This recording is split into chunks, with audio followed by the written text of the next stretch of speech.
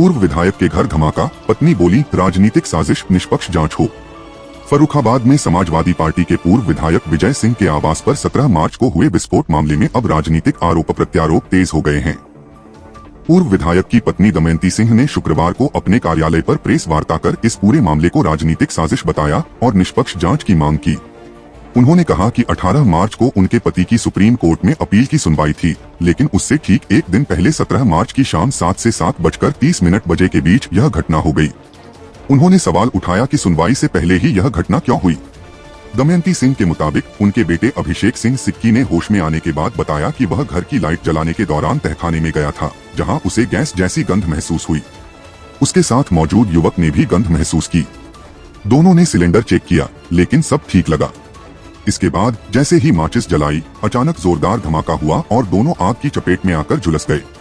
उन्होंने बताया कि उस समय उनके दोनों बेटे आईसीयू में भर्ती थे, इसलिए बयान देने की स्थिति में नहीं थे। इसके बावजूद पुलिस ने उनके बेटों समेत अन्य घायलों पर मुकदमा दर्ज कर दिया।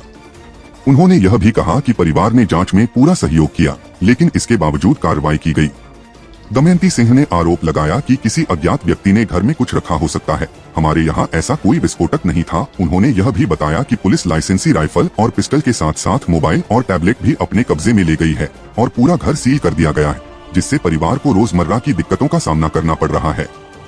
इस मामले में उन्होंने समाजवादी पार्टी के राष्ट्रीय अध्यक्ष अखिलेश यादव से भी मुलाकात कर निष्पक्ष जांच की मांग की है। दमयंती सिंह ने कहा कि हम अपने ही घर में विस्फोट क्यों कराएंगे, यह हमारी राजनीतिक दुश्मनी का नतीजा है। उन्होंने यह भी कहा कि विधानसभा चुनाव नजदीक होने के कारण उनके परिवार को फंसाने और दबाव बनाने की कोशिश की जा रही है। फिलहाल घायलों का इलाज जारी है और पूरे मामले की जांच चल रही है। फर्रुखाबाद से शानू खान की रिपोर्ट।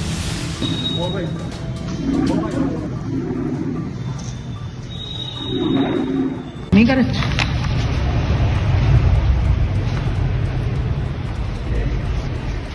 हमारी राजनीतिक लड़ाई है, यह सिर्फ साजिश के तहत हुआ है, क्योंकि 12 मार्च को सुप्रीम कोर्ट में रामसूदत्त द्विवेदी ने सुप्रीम कोर्ट में बच्चों के खिलाफ जो केस चल रहा है यहाँ पे, उसके लिए इसका जज का ट्रांसफर के लिए डाला गया था। तो हाई कोर्ट में भी खारिज हुआ उनका, सुप्रीम कोर्ट में भी खारिज हुआ और 18 तारीख को विधाई जी की अपील की सुनवाई थी।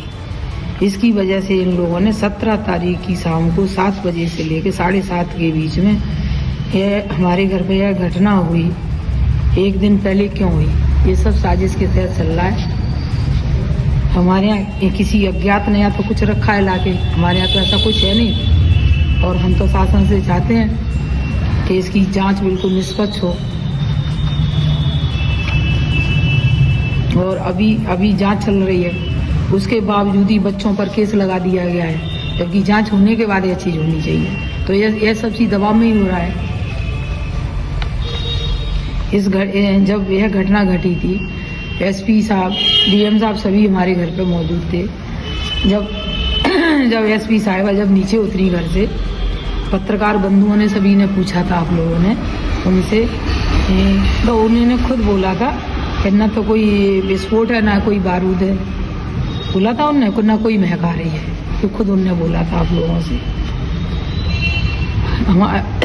हमने जबकि जांच का पूरा सहयोग किया।